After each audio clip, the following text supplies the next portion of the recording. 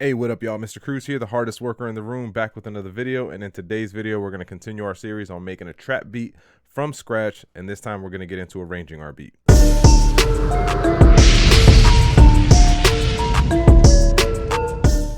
Before I get started, I do want to shout out BeatStars for sponsoring this video. If you don't know, BeatStars is an amazing platform that allows producers and musicians like you and I to be able to monetize our music and turn our passion into a profit. One of the things I love about BeatStars, which has helped me out immensely as a small business owner and as an independent musician, is their opportunities platform. So with opportunities, they frequently shoot out an email and let you guys know all about opportunities to work with and collaborate with upcoming independent artists who are making some noise and have a massive following. Not only is this great for networking and to be able to establish and build connections with people who are making waves in the music industry, but it's also a great opportunity for you to get your music placed on potentially, the next Drake, the next Kendrick, the next J. Cole. So if you'd like to join me over on BeatStars, click the link in the description and use my code MRCRU230. And not only will you get a discount for your first month, but if you reach out to me and let me know that you use the link, that you use my code, I will personally give you a free consultation service where I'll give you the ins and outs on what I do on a weekly basis, how to network with artists, how to find artists who will actually buy your beats. All right, let's get to the video. All right, so what we have here, where we left off, we finished our bass, right? So we did our melody, we did our drums, and we did our bass. So now what we're gonna get into this part is arranging. Now, arranging a trap beat, or at least the way that I arrange my beats, it's usually very simple, and 90% of the time, I arrange my beats the exact same way time and time again. Now there's kind of a trick or a key to it, because I don't want to waste a whole lot of time adding a whole bunch of different drops and whatnot, because then that kind of de-incentivizes the musician from buying the track outs or the stems. That's like the most valuable package that you can get as an artist who's like rapping on beats or who purchases beats, is to be able to have access to the stems, because then you can kind of arrange the beat however you like. You can make it longer, make it shorter. So when I arrange my beats, I usually keep it very, very simple. So I'm gonna show you guys how I do this. All right, so if you guys remember, here is kind of where we left off at. I think I might have changed like the piano sound, but let's see what we got.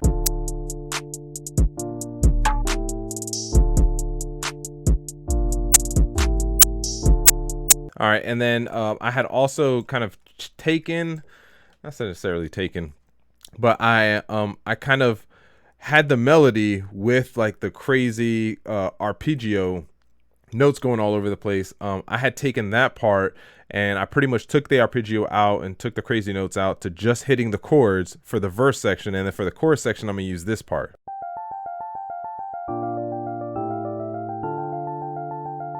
All right, so that's the part that we're gonna be using for our verse. All right, so let's go ahead and I'm gonna move this over some, actually over a lot. Let me go set it to smart. I might have to zoom in here and make sure that I move this right there. That's where I want it. All right, so now I can go back, set it to bar, and now you see how in the background, like those lines, a lot of those lines disappeared. Like if I go back to smart, this means that it's gonna snap to in between those lines. So I want it to be bar because I'm gonna be making a lot of changes, and a lot of those changes are gonna take place across a lot of bars, or far more measures. So zoom out here. If you don't know, you can zoom out by hitting control and then scrolling with your mouse. That's how I do it. I'm gonna move this way out of the way, and then we're gonna copy this a handful of times. Maybe one more should be good enough. So all I'm doing right here is I want to give myself enough of a basis, enough of a foundation to be able to cut, chop, edit things however I like, because I'm not going to have this whole thing playing throughout the entire beat. Right, if I have that playing over and over and over again, it's gonna get pretty boring. So I'm not gonna do that, but what I'm doing is I'm laying it out so that way, hey, I can, on this part, I'm gonna cut this part out, and then here I'm gonna cut this out, do all those things like that. And then here's kind of, I just had this idea while I was making this, while I was thinking about editing this video today. I'm gonna see if I can do this, because when I normally work in my other program, FL Studio, it allows me to do, it has markers. So I can place markers to say like, okay, this is where the verse starts. This is where the hook starts. This is where the bridge starts. But Bandlab doesn't have that. So I'm going to try to finesse my way into doing that by just creating another instrument and just using the region and then titling the region however I like. So now let's see, can I change this one to, let's say hook. Is that going to change it? All right, perfect. All right, I did not know that it would do this, so this is actually great. Verse. And then let's do one more. Bridge. All right. So with this, I'm going to see if I can move this up to the top. So I'm going to keep my intro thoroughly short. I like to keep my intro short because I kind of want, as I'm playing a beat for somebody else, I want that drop to hit pretty quickly, right? I don't want to leave them hanging, building that anticipation, especially when you're just shopping a beat, because you want somebody to be able to hear the beat in its entirety, or at least with all its elements, very quickly. So I'm going to try to keep my intro to about 4 bars.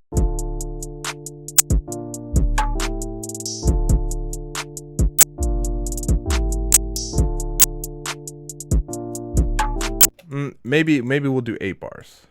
I usually keep it 4 bars, but actually, you know what? Forget that noise. We're not even gonna do that. We're gonna do it to 2 bars.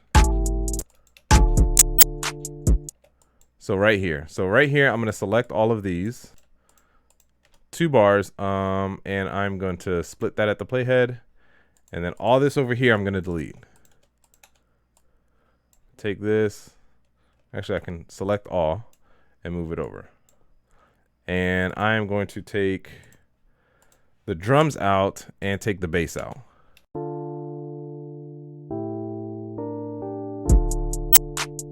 So now we can cut this short because we don't need that anymore. And then the first thing I'm gonna have hitting is gonna be the hook. So I want the artist to be able to hear what it's gonna sound like with the hook and with everything in there. So here we're gonna have the hook. So remember, this part is not what I'm gonna use for the hook. I'm gonna use this part that I have over here. So now it goes from the intro to the hook. It sounds like this.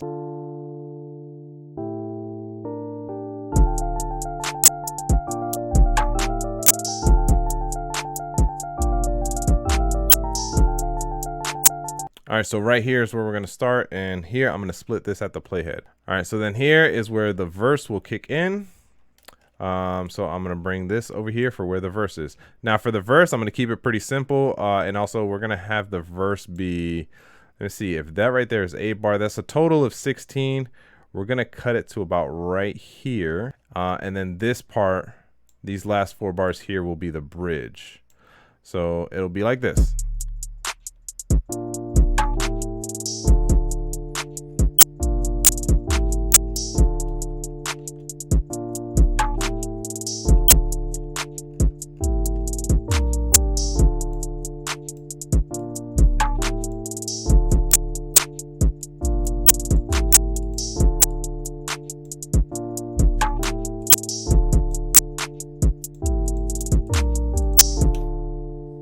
All right, so here is, I kind of want to have a different drop, or just something different, something to change it up. So I don't think I'm gonna take the, I don't think I want to take the drums out, but let's see if maybe we can just take the bass out here.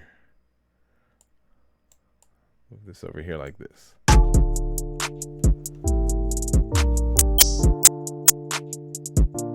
All right, I like that much better.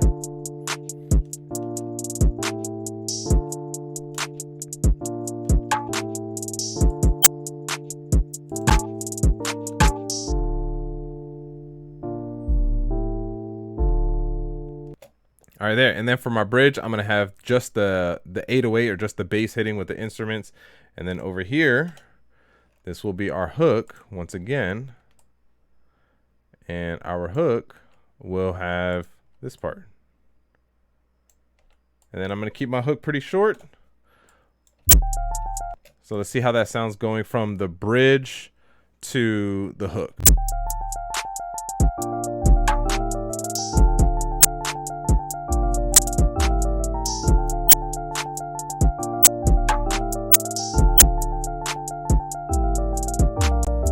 And then let's see if maybe we can just extend this a little bit more and maybe just have the piano part going.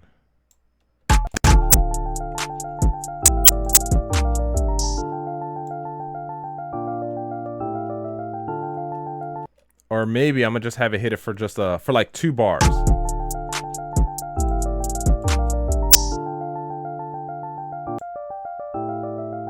And then right there, bring the verse back in. All right, so let's go this. Scroll back out. All right, so then this is kind of why I wanted to be able to do this, where I can have regions here to let me know what part of the beat it's on. So I'm gonna highlight all of this up to the verse, and then I'm gonna drag it, and boom. And that's all I'm gonna do. So traditionally, I usually keep my stuff to 2 verses only, and then, you know, obviously, because like songs are shorter nowadays, so that's more appealing for an artist. And then also, if they want to have 3 verses, then that kind of gives them a little bit more incentive, and that kind of pushes them more to want to purchase the track so that they can kind of arrange it however they want, versus having the beat built out and all the drops and all the edits and everything for, you know, that they feel like it's perfect. Not to say that you shouldn't make music for people and like not be perfect, but I'm just saying this is kind of how I do it whenever I'm making something quickly. So there you go, real quick, real easy, real simple. Now I'm ready to get started on the next phase, which is going to be mixing, so that we can kind of make it sound nice and neat and crisp and clear. And then I'll show you guys how to do all that with all the tricks that I can, all within inside of Bandlab. Well, anyways, that's what I got for you guys. Let me know what you guys think in the comments below. Don't forget to like and subscribe. It's your boy, Mr. Cruz, out.